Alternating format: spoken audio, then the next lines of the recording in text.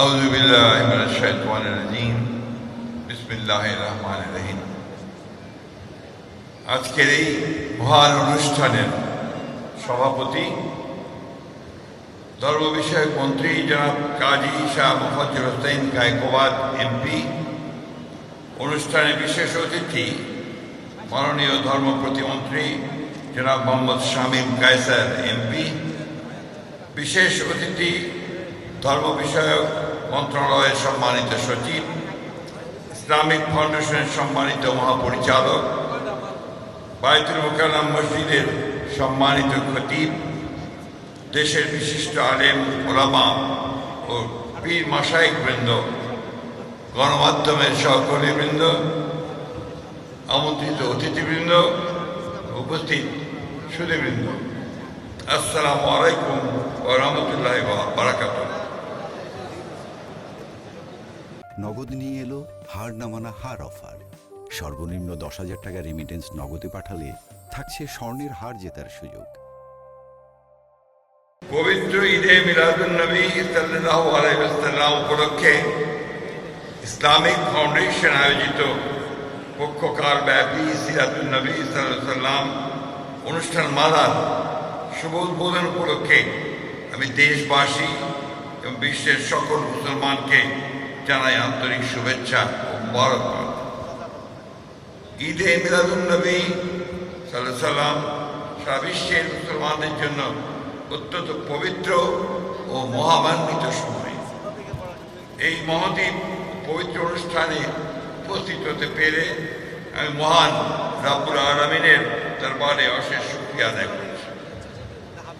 সর্বকালের সর্বশ্রেষ্ঠ মানব, বিশ্ব মানবতার মুক্তির দূত আমাদের প্রিয় নবী হযরত মুহাম্মদ সাল্লাল্লাহু আলাইহি ওয়াসাল্লামের প্রতি জানাই অগণিত সালাম ও দরুদ।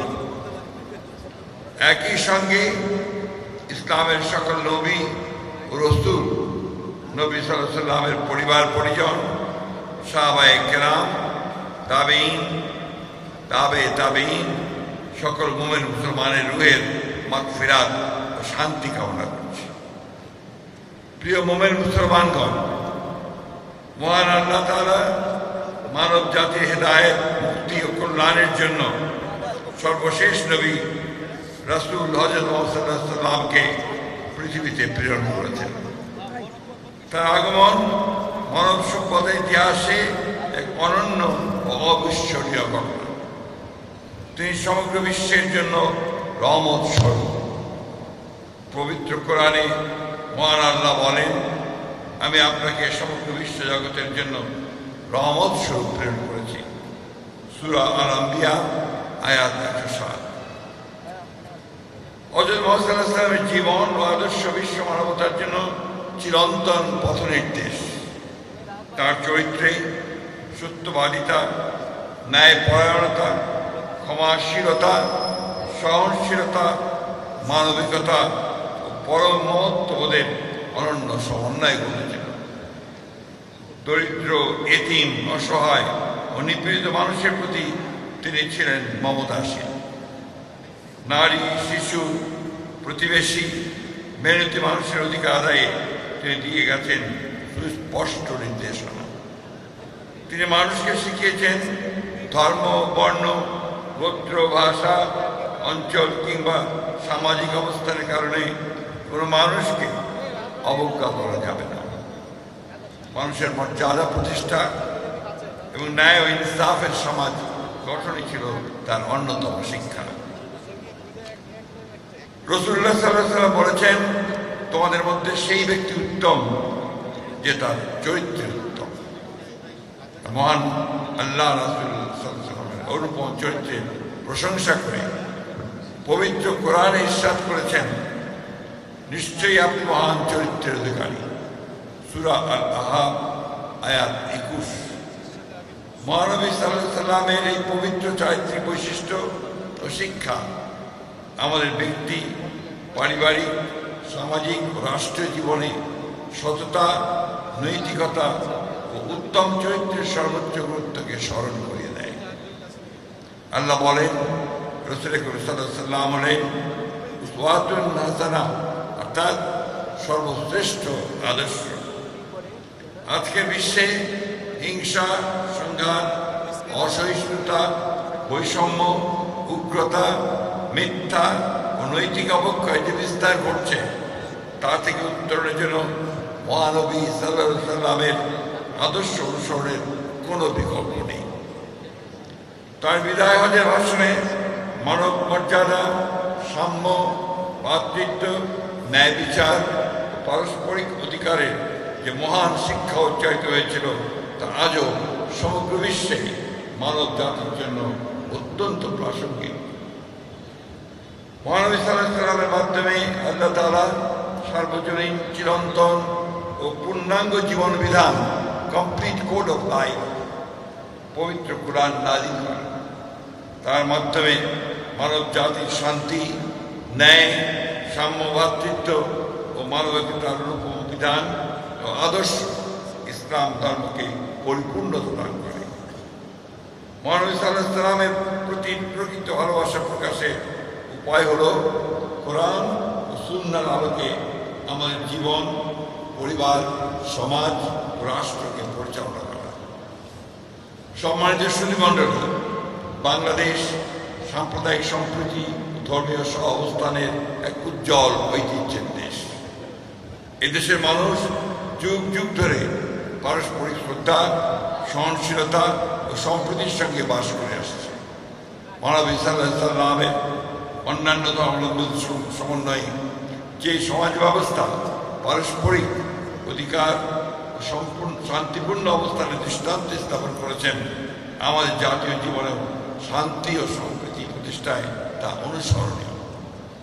সেই দৃষ্টান্তকে পাথেয় করেই আমরা এমন একটি বাংলাদেশ গড়ে তুলতে চাই যেখানে ধর্মপ্রাণ মানুষ স্বাধীনভাবে ধর্ম পালন করবেন, সকল ধর্মের মানুষ নিরাপদ ও সম্মানজনক জীবনযাপন করবেন ও ন্যায় বিচার, সাম্য, মানবিক মর্যাদা, পারস্পরিক সৌহার্দ্য হবে রাষ্ট্র ও সমাজের ভিত্তি।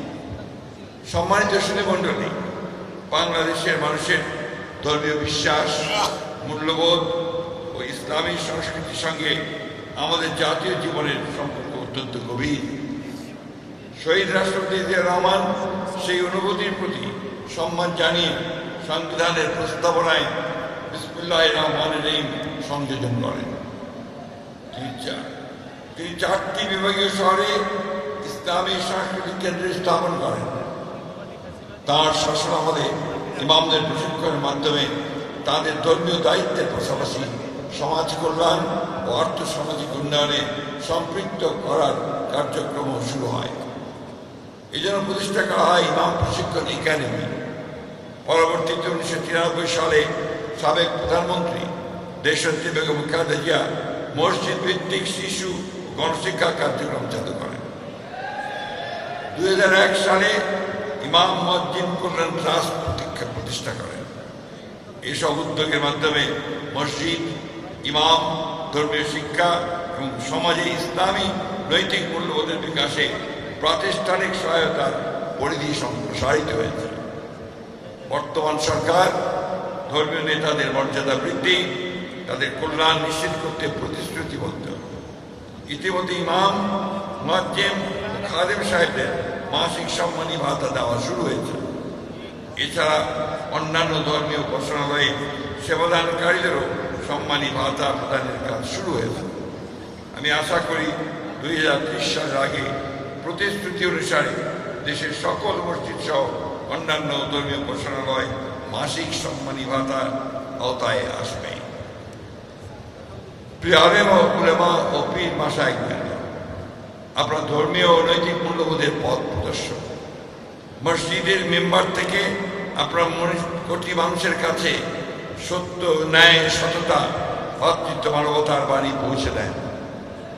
তাই সমাজ থেকে দুর্নীতি, মাদক, সন্ত্রাস, সাম্প্রদায়িক বিদ্বেষ, গুজব, হিংসা, নারী ও শিশু নির্যাতন এবং অসহিষ্ণুতা দূর করতে আপনাদের ভূমিকা অত্যন্ত গুরুত্বপূর্ণ। আমি আবার পুনরায় বলছি, অসহিষ্ণুতা দূর করতে আপনাদের ভূমিকা অত্যন্ত গুরুত্বপূর্ণ।